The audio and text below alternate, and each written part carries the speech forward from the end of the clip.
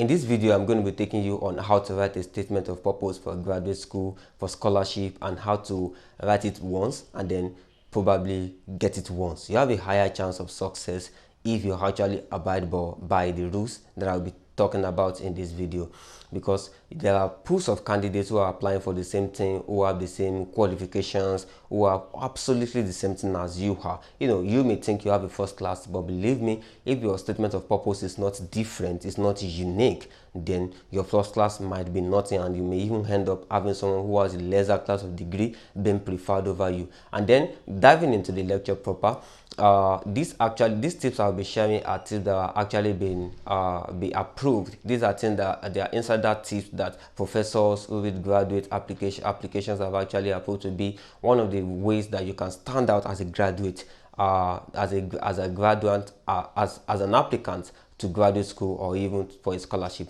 And then the first thing you need to know when you're trying to apply for graduate school or scholarship, when you're writing your statement of purpose, is that sometimes we have pools of graduates who come together to apply to the same program that you're applying to, and they are always writing the same thing. Okay, I do this, I do that, I am this, I am that, I have a first class. Of course, maybe in your department having a first class might be something maybe unique to you, but when it comes to graduate school and people are applying to graduate school, applying for a scholarship, there are many people who have exactly the same qualifications that you do, and that makes it that there's nothing special about you anymore. But how to stand out in the pools of the same graduates who have the same qualification as you is to actually have a very unique and standout statement of purpose.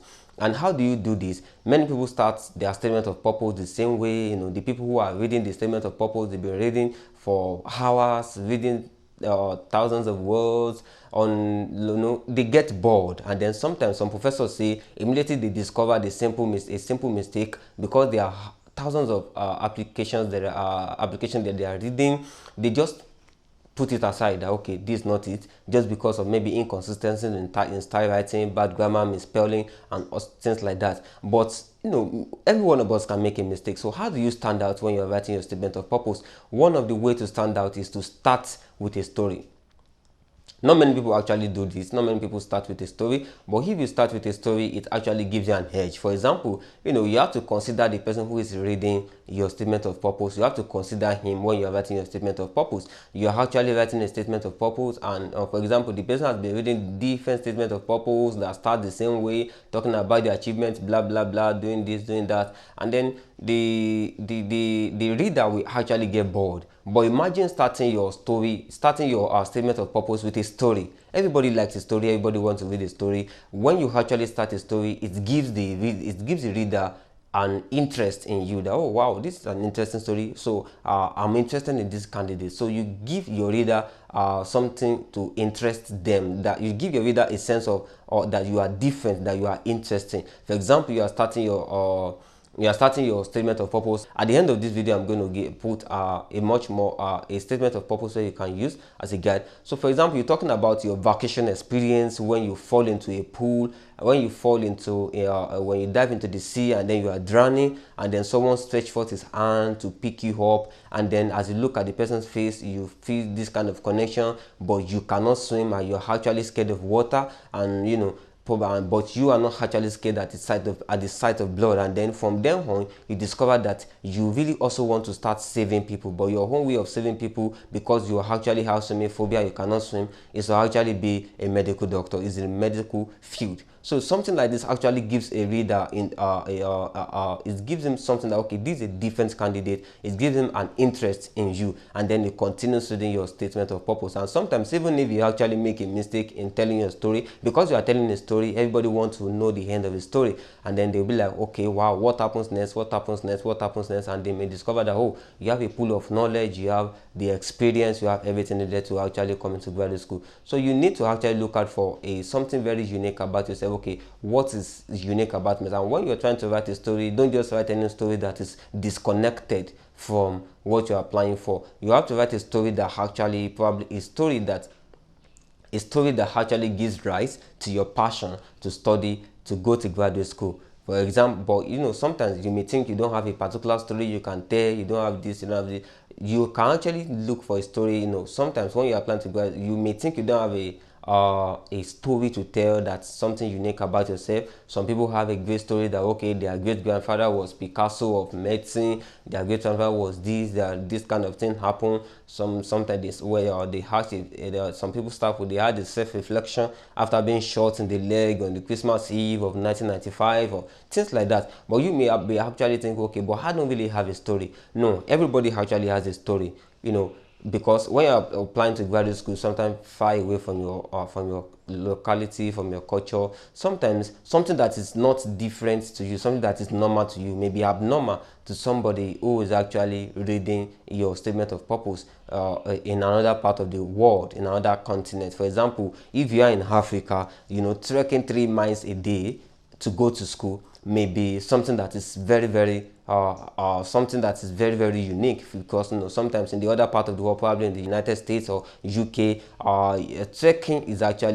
trekking to school is not something people enjoy much more of comfort than people in Africa. You can use trekking 3 miles or 10 miles a day to go to school to show how passionate you are about school and how you defy all odds to actually get to go to primary school, to go to secondary school, and then to attend the university. You can use, there are different stories that are actually pertinent to you, that is unique to you in your culture, that you may seem normal, that you may think it is normal, but it is actually not normal. So you want to look out for a story that actually differentiates you from other candidates, and a story that will actually show that are actually shown that you are passionate about what you are doing, that you know what you are doing, and then that actually makes sure, okay, you've actually defined all that you really want to actually be involved in this graduate program. You are not just choosing it as a way to actually fend for yourself or your family, but something that you really need to do. So you want to start out with a story, and then at the end of the video, I will show you a statement of purpose that actually starts out with a very interesting story that will actually interest any reader in graduate school. So now, after telling a story, you also want to do this. And also, you want to define your career goals, how you've come to, why you have decided to choose this particular path, how you arrive at that decision, and then, what attracted you to the career and what do you hope to gain as well. You have to define your career path, your career goals, how you've come to that decision, and then this can actually be incorporated into your story. But if it is not, you have to, and even if it is, you have to a little bit highlight more about your career goals, what you hope to gain, how this program can be of benefit to you, and what you intend to get from the program, and the likes. And then going forward, you need, when you're writing your statement of purpose, you also need to review your academic background. That is how your academic background has actually prepared you for graduate school. Graduate school is sometimes a little bit tedious. It is narrow to a particular field of subject, to a particular subject field. So you want to describe how your academic background has actually prepared you. If you've actually taken a course outside of undergraduate study, if you've taken any course, how the courses you take in your undergraduate days, you want to reflect on it. You wouldn't just say, okay, I studied biochemistry in my undergraduate days. What particular field of biochemistry actually interests you, which must be linked to the program that you've chosen in graduate school. Now, okay, when I was in graduate school, this particular so field of subject actually interested me in biochemistry, and I've actually been able to do particularly where I was able to understand this and this and this. I was able to solve this and this and this, and then I know that I actually need to take this further, and I need a very much more advanced laboratory and much more techniques which could actually help me, just to build up your academic background to how it has prepared you for graduate school. What body of relevant knowledge you have, the relevant practical or field works, practicals you've actually taken, the field work you've actually done, because your undergraduate degree might be listed in your CV, but you want to, in this, you shouldn't just list it in your statement of purpose. You want to list what exactly the exact areas that you focus on in your previous academic background, your practicals, the field work, the body of knowledge you've acquired, and what is your biggest accomplishment to date. If you've actually submitted any papers for research, or you've actually worked with someone, you assisted a professor in doing a research on early aspects of your graduate studies, of your undergraduate studies. So you want to include this. How it's very important to include how your academic background has actually prepared you for graduate school. You really want to include this. And then going forward, when listing, if you are actually listing a research, that okay, I've actually done this research, I've done this, you have done this. So you have to be explicit about the research. For example, just as I talked about your academic program, how your academic background has actually helped you, and giving you an understanding of the basis for what you need to know for graduate school.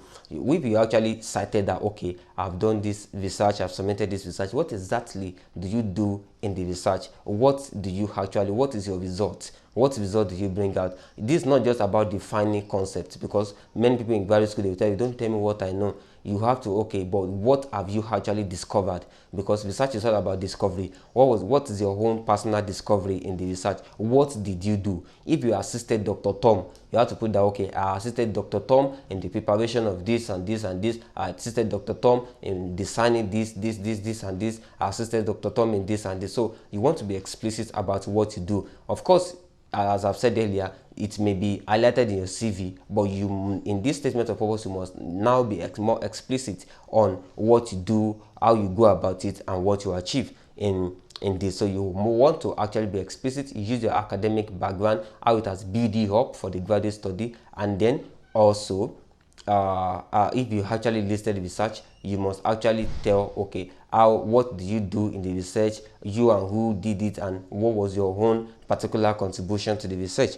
And then also, you want to, in your application, you want to, statement of purpose, you want to give you want to actually talk about you actually looking ahead to graduate study in the country you are applying for, because you may not know it, but this is an insider details that some people say, some readers of graduate applications, they said they want to know that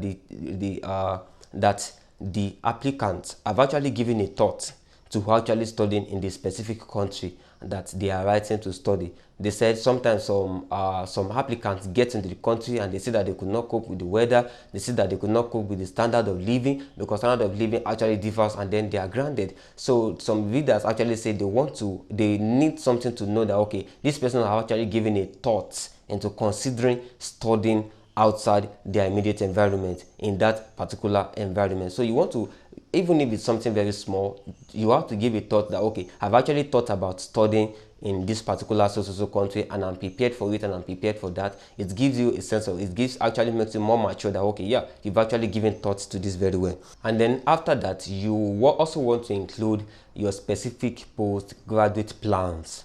What are your plans after the postgraduate study? What are your 5 years plan, your 10-year plan? Some statement of purpose, they ask you what you want to do. But some of these programs will not ask you what you want to do. But a mature applicant will actually involve, okay, this is what I want to do after graduating, after graduate study. Do you want to acquire, do you want to go for further study? Do you want to actually, what do you want to do with the knowledge that you want to acquire in the graduate school? You really want to include this, what you want to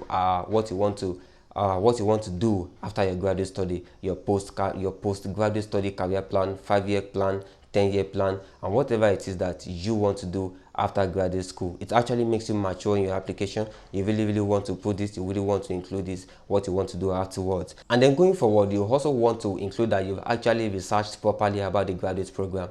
You really need this. This is very important, that you've actually researched about the graduate program. For example, you can include the fact that you've been reading the publications from the school, what the researchers have been doing in the school. For example, okay, I read Dr. Tom's publication last year on this, which actually aligns with my study of this Dr. Picasso, of this as well, that this kind of thing actually leads to this thing leads to that. So you want to put yourself out that you've actually researched about the specific research program that you want to go and do, that you've actually researched it, and then you understand this, you know what the school stands for, you know what the professors who are in your particular department have been doing, that you've actually engaged some of the publications that they've done, and then this is actually how it aligns to your own desire, and this is how you intend to take it forward. That is, you look forward to actually studying with these professors, you look forward to contributing to what they're doing, you look forward to getting more from them. So you want to give a a concept that you want to give a knowledge that you want to put it to them, that you've actually researched about the specific program, you know about the program, you know about the professors, you know about the publications that have been coming out from the department, from the schools. So this is very, very important if you're applying to a graduate school. If you want to, for example, if you want to say you've actually researched about the program very well, you can start with the statement that, okay, I was especially impressed by Tom Macklein's statement in your brochure that the school strives to imbue students with a sense of incompleteness. At Reed is actually the school where the writer of this actually graduates from. At Reed, we call it learning how to learn, and finding out how much I don't know was the most valuable lesson I left Reed with. So this student is actually talking that, okay, he has read something in the brochure of the school, and what they actually discussed was actually a pertinent lesson that he learned from Reed, where he actually graduated from, that is trying to bring an alignment between his own belief, its value, to what is actually happening in the department, what a professor has actually done in the department before. So you want to make out the alignment as well, the alignment of, okay, this is the value of the department and this is my value as well. It is actually at equilibrium. So you want to talk about that. It gives you more credibility. In your statement of purpose, probably you have a low GP and you want to cover for your low GP in your statement of purpose. But mind you, if your GP is above 10 years, most graduate readers, professors, they don't put too much weight on grades that have been above 10 years. Even if it's good, even if it's bad, they don't put too much weight on it. But if you want to cover for your low GP, there are 4 criteria to actually observe. You want to cover for it. First, you must be able to make sure that the problem is in the past, the problem has been resolved, the problem is sympathetic, and then it is not likely to recur in graduate school. And if your criteria for defending this is not actually, it does not adhere to these 4 criteria, I think it's best necessary that you should not include it at all. And when you're actually trying to cover for a GP, it's best done just in a single paragraph, and not to drag it and trying to seem pathetic or somehow. So, and how do you do this? Firstly, you can do this by analyzing your GP, looking for patterns. Maybe, okay, you have a very good GP in your majors, but just your main that you're actually lagging behind, and maybe you analyze year by year, that, okay, year after year my GP keeps increasing, and then, or probably maybe semester after semester your GP keep increasing. Or probably you may want to cover up this way, that you may want to identify your worst semester, that, okay, this is my worst semester. And then after identifying your worst semester, you may want to look at, okay, what actually causes this lagging, what actually causes this problem. And then the problem must have been resolved, it must have been in the past, it must be sympathetic, and it must not likely to recur in graduate school. For example, a student puts his problem this way. He said, okay, during his finals, his father owned a restaurant, and when there were a lot of things, his father kept calling him to show in and work in the restaurant, and this actually couldn't make him to actually focus on his finance. And then he actually, he was not able to concentrate, he was not able to read very well, because his father as well does not really understand what it takes to actually go to graduate school, because he was the first graduate in the lineage, and the father is just about the work, and then the father kept calling him during his finance, and he had to be there to help his father, and that was why he had the worst semester during his finance. This story is actually, but for this student, look at it now, this student now is applying to a graduate school that is actually outside of his immediate environment, so his father cannot actually call him again. So that means this problem cannot recur in graduate school, and then it has been resolved, it's in the past, and then it's probably sympathetic. And if you actually have a low GP, if a GP that is probably 10 years old, it's advisable to actually get recent GPs, take recent courses that actually give you better grades, and then this will actually, cover up and give the readers that, okay, you are credible, you can do this, this problem is actually in the past, you are now actually doing very well right now. So that is it. And now looking at this, looking at the statement of purpose that I promised to show you, if you look at this statement of purpose right now, you will see that this candidate used this story to actually, the candidate used the story to package his approach to science. He used the story to package his approach to science, how his passion developed and everything. He then proceeded to show his enthusiasm, and he revealed a build-up of his experience, what he has learned, and also show his familiarity to the institution. As I've said, you must make sure you research the institution very well, and then how it actually aligns with you.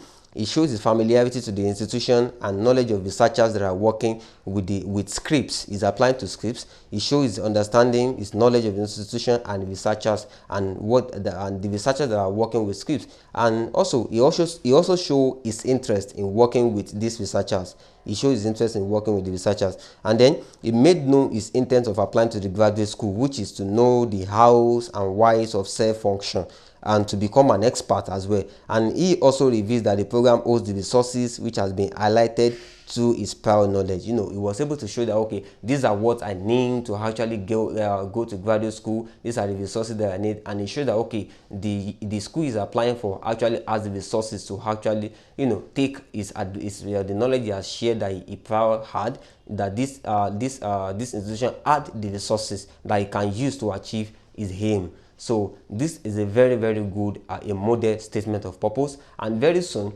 I'm going to also tell you some of the most common mistakes that insiders details of one of the most common mistakes that applicants who are writing statement of purpose actually make. It's a very, very it's an insider's detail, and I'm sure you really, really want to know about this. So that's it for this edition, and kindly like, share and subscribe to see more videos like this that will help you. This channel is dedicated to help you achieve success in your graduate school, and believe me, different content on different ways to actually solve problems, get into graduate school, live through the dynamism, the complexities of graduate school will be posted on this channel. So kindly subscribe and put on the notification bell. In another video, I'm going to be talking to you how the insiders details of what actually puts readers away when they are reading statement of purpose. So turn the notification bell on and subscribe for you to be actually notified when I release this video. So that is it for today. This video is proudly brought to you by Lightspeed Travels and Tours. Lightspeed Travels and Tours is a travel agency that helps students to obtain study visa, travel visa, tour visa in UK, in Turkey, in Cyprus, and other European states. So thank you very much. Hope to see you in subsequent videos. Goodbye.